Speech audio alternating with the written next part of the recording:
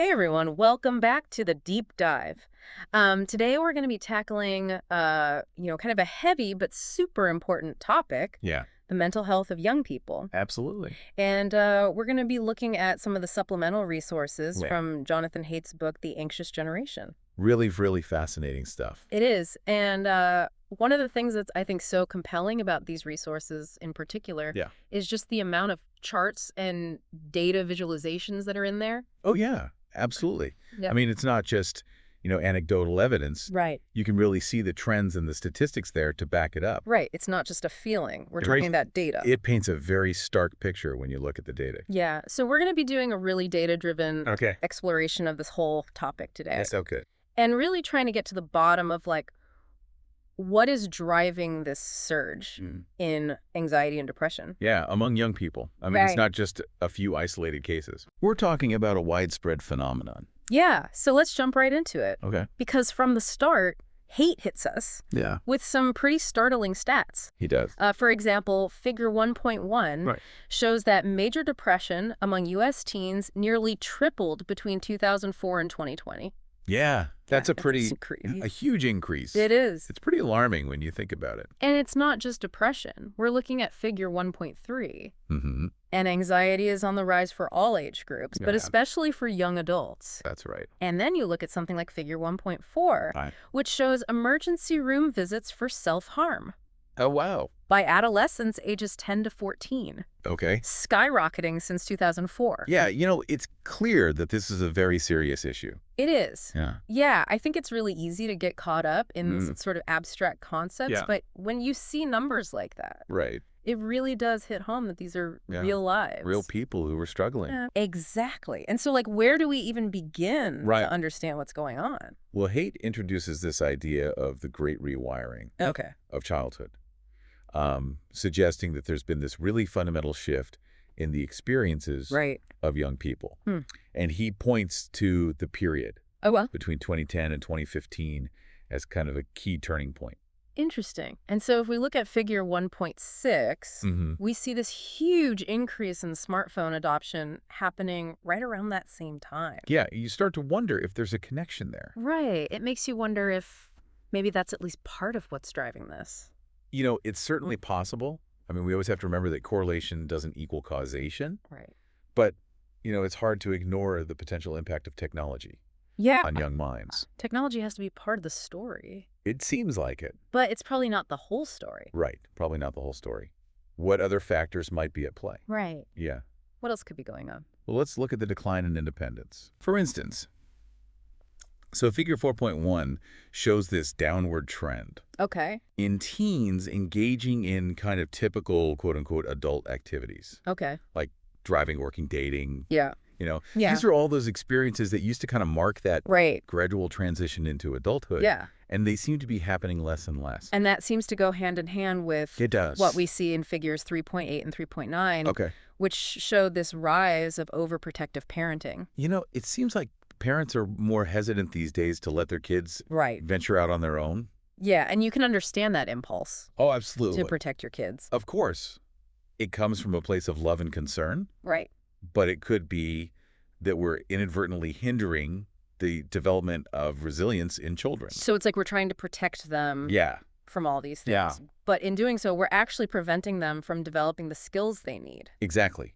There's this concept called anti-fragility, which suggests that just like certain materials become stronger under stress, Okay. kids actually need to face challenges Yeah. and even setbacks Right. in order to build resilience. That makes sense. Yeah. It's like if you keep a plant Right. in a greenhouse its whole life, Mm-hmm. it's never going to be strong enough to survive Exactly. out in the elements. Yeah, it's a great analogy. And I love the example Go. that Haidt gives in figure 3.7 with the Coney Island photo, Oh, yeah. because you've got this environment where there are all these different, It's a diverse environment. Yeah. Yeah, with different levels of challenge. and kids can kind of choose their own dosage. Exactly. Just- They can decide how much they want to push their own boundaries. Yeah, right. So we've got technology, Okay. we've got declining independence Hmm. as potential contributors Yeah. to this whole mental health crisis. Yeah. But now let's talk about the elephant in the room, Okay, let's do it. social media. Social media, big I- topic. It's a huge topic. And if we look at figure 6.2 and 6.3, Okay. we see this rapid rise in social media use among teens, particularly around 2012. Right, when smartphones became ubiquitous. Right. Everyone had one. Yeah. And it's not just the amount of time spent online. I was just going to say, Right. it's also about the nature of that engagement. Right. It's what they're doing when they're online. Exactly. And there's this quote from the internal Facebook presentation in figure 5.4 that I found really disturbing. Yeah, I remember that one. They basically acknowledge that their platform Yeah. exploits teen psychology. Yeah. Preying on their need for validation and belonging. Right. Like it's by design that they're... It's pretty sobering when you think about it. Yeah. The power that these platforms wield. It's a reminder of the power they have. Yeah. And the ethical considerations around it. It's huge ethical considerations. Right. Because it's not just harmless fun. Right. And if we look at the data, it suggests there's some real downsides. Figures 6.5 and 6.7 show this concerning drop in self-satisfaction and a rise in loneliness among teens. Yeah, and those trends. And those trends seem to align. They do. With the increase in social media use. Yeah. It makes you wonder. That's right. It makes you wonder if there's a connection there. Because when you think about, like, right, the constant social comparison. The cyberbullying. Right. The pressure to present. Yet perfect. This perfectly curated online persona. It's got to have some impact. It really does. On how you feel about yourself. Yeah, all of those factors can really erode self-esteem. Yeah. And create those feelings of isolation. It's like that drawing in figure 6.1. Oh, yeah, with the girl. Where the girl is like surrounded by all these perfect images. All these perfect images. And she just feels like she doesn't measure up. Doesn't measure up. It's a powerful image. It is. It's a powerful visual representation. Yeah. Of the inner turmoil that a lot of young people are experiencing. Right. In this digital age. Yeah. And I think it's important to remember it is that while these individual factors are really significant, they are. We can't ignore the broader societal trends. Right, the bigger picture. That are shaping the world that these kids are inheriting. Exactly. It's not just about what's happening. It's a context. In their personal lives. It's also about the world around them. Yes. And if we look at figure 7.1, it shows this growing sense of hopelessness. Yeah. Among teens. Among teens about their future prospects. Yeah, about their future prospects. It's pretty heavy. Yeah, and you can understand why. Yeah. Because they're looking ahead. Right, and what do they see? And what do they see? They see a world filled with... climate change. Economic inequality. Political polarization. Right. It's a lot to process. It's a lot. Yeah. It's a lot for anyone to process. Yeah. But especially for young people. Who are just trying to figure out like where they fit in. Yeah, where they fit in. All of that. Exactly. Creates this sense of uncertainty and anxiety. Right. It's got to be overwhelming. Yeah, it can be really overwhelming. So it's like they're being squeezed from all sides. Squeezed from all sides. I like that. Yeah. You've got these individual pressures.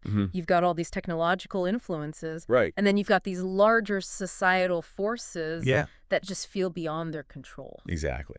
And it seems like all this pressure is kind of manifesting in this particular way. Okay. Figure 7.2 illustrates a shift. Okay. From, quote unquote, externalizing to internalizing symptoms. So what do you mean? Among teens. By that? What I mean by that is that externalizing behaviors. Okay.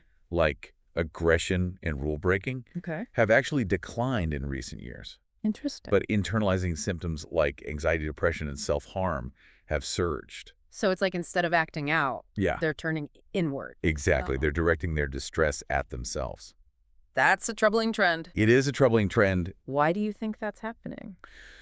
Well, there are a few potential explanations. Okay. You know, the increased pressure to achieve, this culture of perfectionism, fear of failure, and limited opportunities for healthy emotional expression. Right. All of these things kind of contribute to a climate where teens are more likely to internalize their struggles. So it's like they're carrying this heavy burden, but they don't feel like they have a safe outlet to release the pressure. Exactly. It's a dangerous cycle. Yeah, it is. And it can have lasting consequences. Yeah, and that's why it's so important to explore potential solutions. Yeah, and I think that's what we're going to dive into in the next part. What about next? Yeah. Okay, sounds good. All right. We'll see you then. See you then. So, picking up where we left off. Yeah, where do we go from here? It's really about shifting our approach to childhood. Okay. So moving away from this like overprotective style of parenting. Right. I think the data really suggests that promoting unstructured play, Okay. encouraging risk-taking within safe boundaries, of course, Right. and fostering social connections offline. Okay. These are all really crucial. So it's kind of about giving kids back their childhoods in a way, right? Like letting them explore and experiment and even fail, Yes, you know? in supportive environments. But like safely. Right. Yeah. And I love that figure 11.1. Oh, yeah, the junkyard playground. It's like the perfect example. That's a great one. Of a constructive space. Yeah, it's a fantastic Where kids can like build resilience through free play and exploration. Through exploration. I mean, that picture is just like... It's so full of life. It's so full of life and possibility. Yeah, it looks like a kid's paradise. It does. It really does. But what about social media? Okay. Because we can't just ignore the fact that it's such a huge part. Yeah. Of young people's lives these days. It's a huge part. We can't just say go off the grid. Right. You can't just unplug. Right. It's not realistic. It's not realistic. Yeah. So it's not about demonizing technology. It's about teaching kids to use it in a healthy and balanced way. So how do we do that? Well, I think we need to equip them with critical thinking skills. Okay. So they can actually navigate this digital landscape. Right. And understand, you know, the potential pitfalls of excessive social media use. It's like giving them a map and compass for the digital world. Exactly. Instead of just like... Instead of shielding them from it. Yeah. We have to prepare them for it. Right. We need to give them the tools to navigate it safely. Exactly. We need to empower them. Yeah.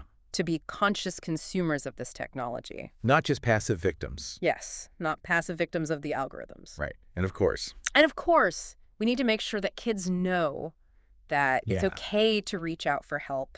Absolutely. Yeah. Mental health is just as important as physical health. Right. There should be no stigma. There shouldn't be. Attached to seeking help. Yeah. We need to create a culture where talking about mental health is normalized. Absolutely. So that kids feel comfortable reaching out. Without fear of judgment. Right. And I think that's a responsibility. It is. That goes beyond just parents and educators.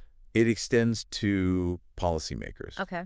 To tech companies. So it's really like a societal... It's a societal shift. Yeah, it's about systemic changes that really prioritize the well-being of young people over profits and convenience. And I think that leads us to an interesting point that Haidt brings up. Okay.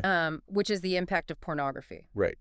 And this is something that's often overlooked, I think. It's not talked about enough. Yeah, it's not talked about enough. Yeah. And figure 7.5 shows a significant increase in the percentage of Swedish 12th graders who watch pornography more or less daily. That's concerning. It is concerning. Yeah. And, you know, I think we need to talk about this. Yeah. Why is this important? Because exposure to pornography, especially at a young age, can really distort perceptions of sex and relationships. Right. And it can contribute to these unrealistic expectations. Right. So they're getting... potentially harmful behaviors. Yeah, they're getting like a warped view. Exactly. You know what? Intimacy and sexuality. Sexuality. Yeah. Which can have lasting effects on their ability to form healthy relationships. It all ties back. It does. Relationships. It does. Yeah. This is why it's so important to have those open and honest conversations about sex and relationships with young people. And it needs to start early. It does. Yeah. You know, provide them accurate information. Right. Healthy role models. It's about giving them the tools to make informed choices. Absolutely. Yeah. And to develop a sense of agency and respect. In their relationships. And that's something that needs to involve not just parents. Right. But educators. Society as a whole. Society as a whole. Yeah. We need a culture. Okay. Where sex and sexuality are talked about. Right. Openly and without shame. Where kids feel comfortable. Yeah. Asking questions. Asking questions and seeking guidance. And that kind of leads us to...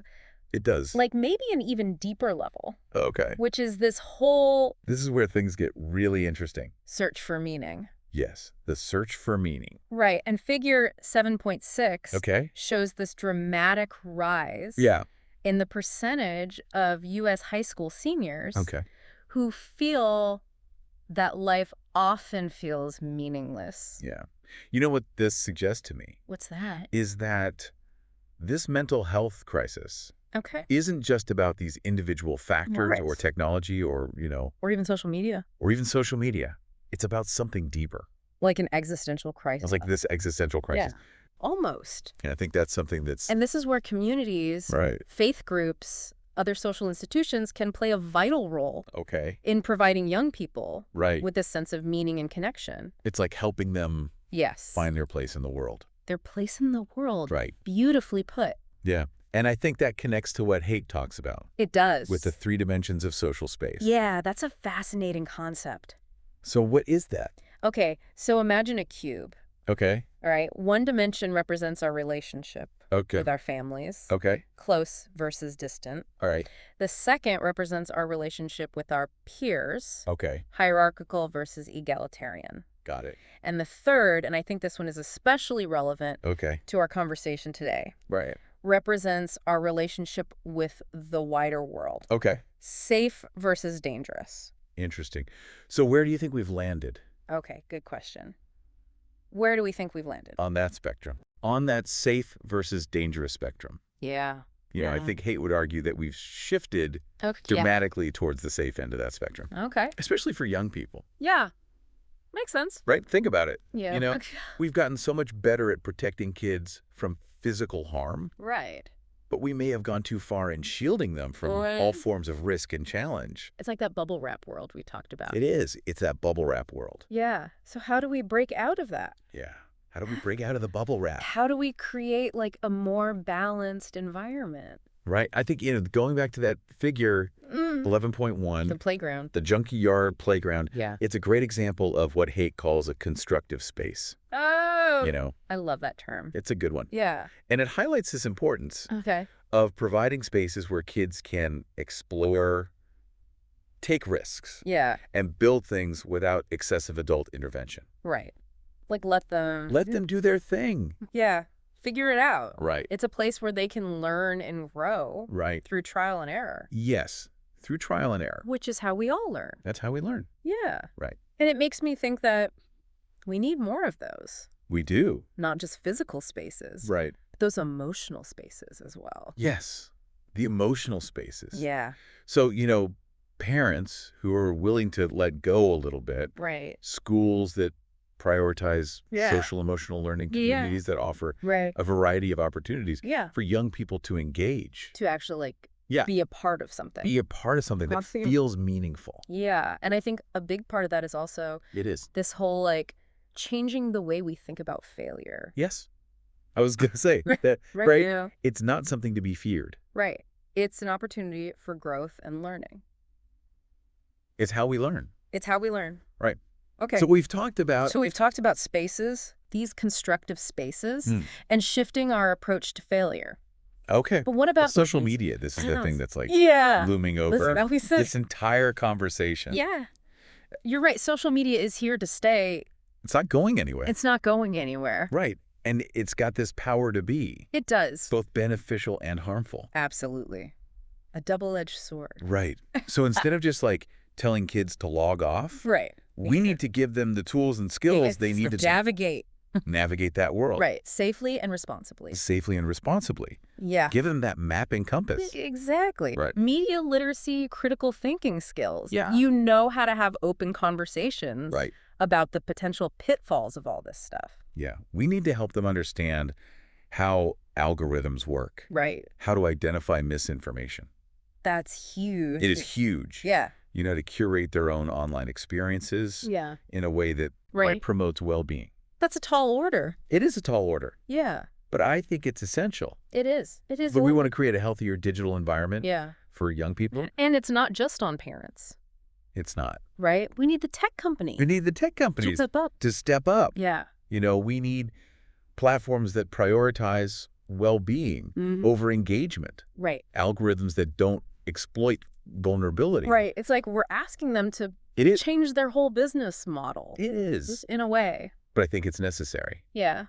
And it gives me hope. Me too. That we are at least having this conversation. The fact that we're having this conversation is a positive sign. That people are starting to wake up. Yeah, people are waking up. To the fact that this is... And realizing... This is a serious issue. Yeah. This has been a really eye-opening deep dive. It has been a deep dive. So what would you say is like the one key takeaway? The one key takeaway You hope people walk away with? I think the most important thing to remember is that this adolescent mental health crisis is not just about fixing individual kids. It's about fixing the world. Oh, I like that. We've created for them. It's about creating a society that values well-being. That fosters connection. That empowers young people to thrive. It's beautiful. Thank you.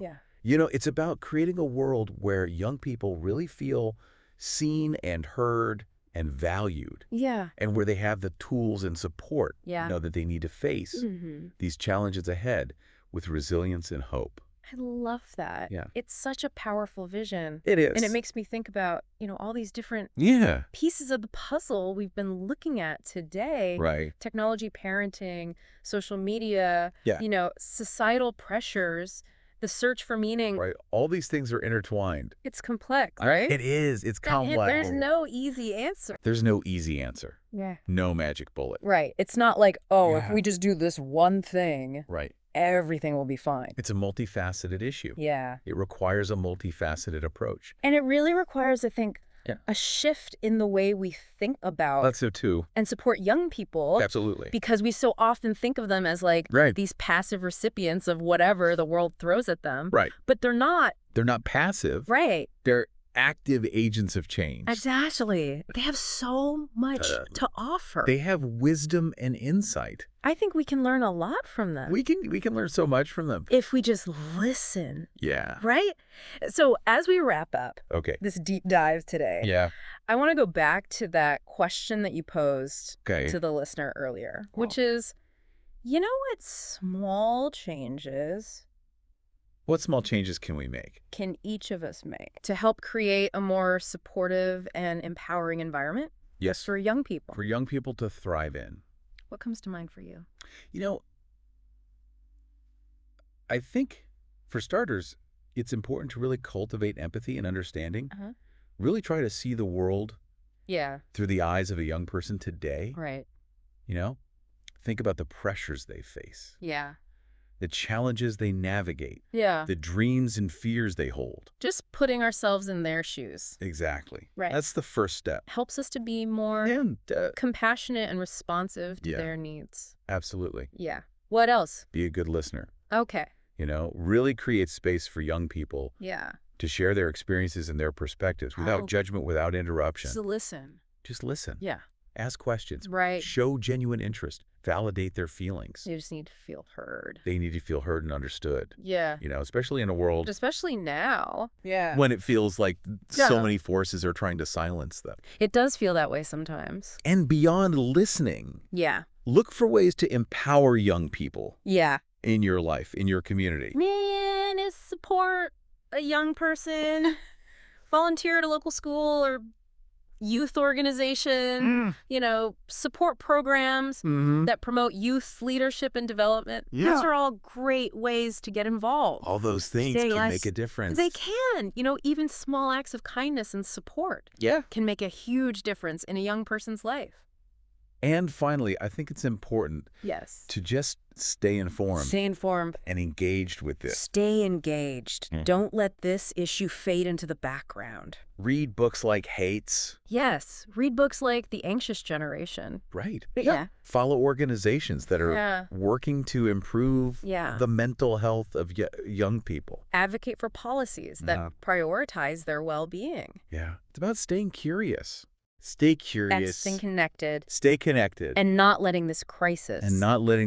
Be forgotten. Yeah. This is not just a passing trend. This is a defining challenge. It is. Of our time. Yeah. And it's going to take all of us. All of us. Working together. To create a better future. A better future. For young people. Young people. So to our listener. Yes. You have the power to make a difference. You do. Don't underestimate. Don't underestimate the impact. The impact of your actions, your words. Your presence. Your presence in the lives of young people. Yes. Choose kindness. Choose kindness. Choose empathy. Choose empathy. Choose action. Choose action. And together, let's build a world where all young people can thrive. Thanks for joining us on this deep dive. Until next time, keep exploring, keep learning, and keep making a difference.